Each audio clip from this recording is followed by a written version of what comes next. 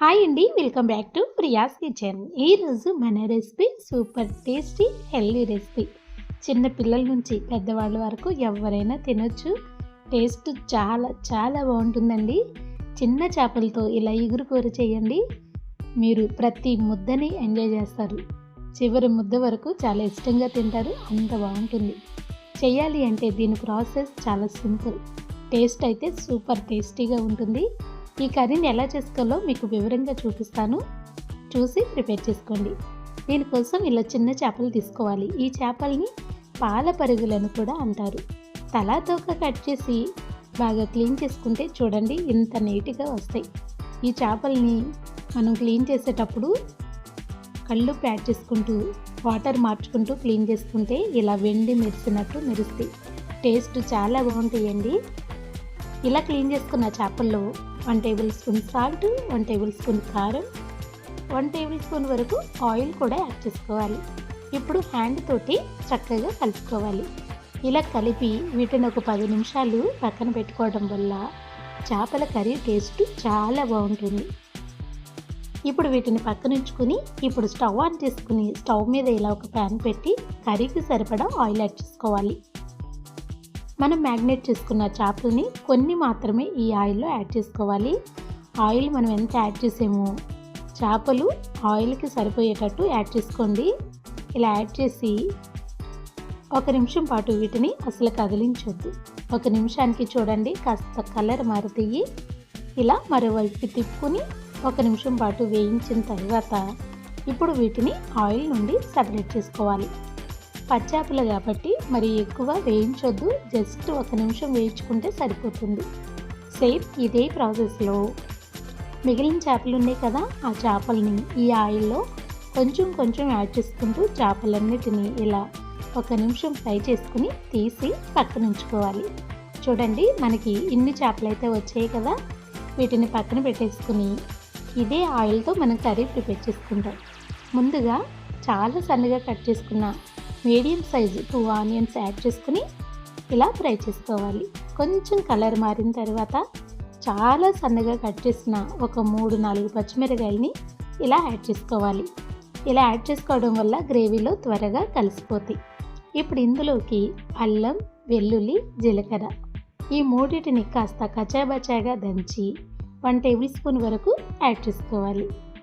ఇది కూడా బాగా కలుపుకుంటూ ఫ్రై చేసిన తర్వాత ఇప్పుడు టేస్ట్కి సరిపడా సాల్టు, మీరు తినేదాన్ని బట్టి కారం యాడ్ చేసుకోవాలి. చేపలు మ్యాగ్నేట్ చేసేటప్పుడు మనం కారం, సాల్ట్ కూడా యాడ్ చేసాం కాబట్టి చూసి యాడ్ చేసుకోండి. నేను యాడ్ చేసిన కారంలో కొన్ని స్పైసెస్ ఉన్నాయి, పసుపు కూడా ఉంది. ఇలా 1 నిమిషం చక్కగా కలుపుకుంటూ వేయించుకోవాలి. తర్వాత ఇందులోకి చింతపండు పులుసు యాడ్ చేసుకోవాలి. ఈ పులుసు నేను చింతపండుని నిమ్మకాయ సైజు అంతా తీసుకున్నానండి. ఒక్కసారి ఇలా బాగా కలిపి పులుపు, ఉప్పు, కారం అనేవి మనకి కరెక్ట్గా ఉన్నాయో లేదో ఒక్కసారి చెక్ చేసుకోవాలి. ఇప్పుడు మూత పెట్టేసి ఫ్లేమ్ని మీడియంలో ఉంచి ఒక 2 నిమిషాలు కుక్ చేసామనుకోండి, ఈ పులుసు చక్కగా మరుగుతుంది. 2 నిమిషాల తర్వాత మీకు మరలా నేను చూపిస్తున్నా చూడండి. ఇలా పులుసు అనేది మరుగుతూ ఉంది కదా, ఇప్పుడు ఒక్కసారి కలుపుకొని మనం ముందుగా ఫ్రై చేసుకున్న చేపల్ని ఇలా స్లోగా యాడ్ చేసుకోవాలి.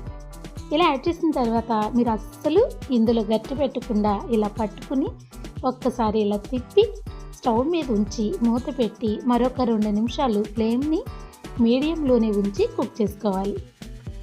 తర్వాత ఇంకొక 2 నిమిషాలు ఫ్లేమ్ని సిమ్లో ఉంచి కుక్ చేయాలి.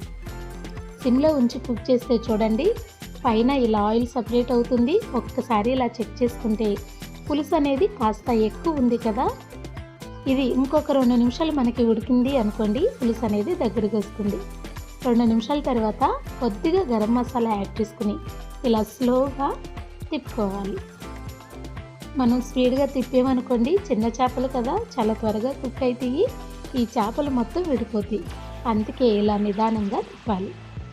ఇందులోకి చివరిగా చాలా సన్నగా కట్ చేసుకున్న గుప్పెడు కొత్తిమీరను యాడ్ చేసుకోవాలి. కొత్తిమీర యాడ్ చేసిన తర్వాత ఫ్లేమ్ని సిమ్లోనే ఉంచండి.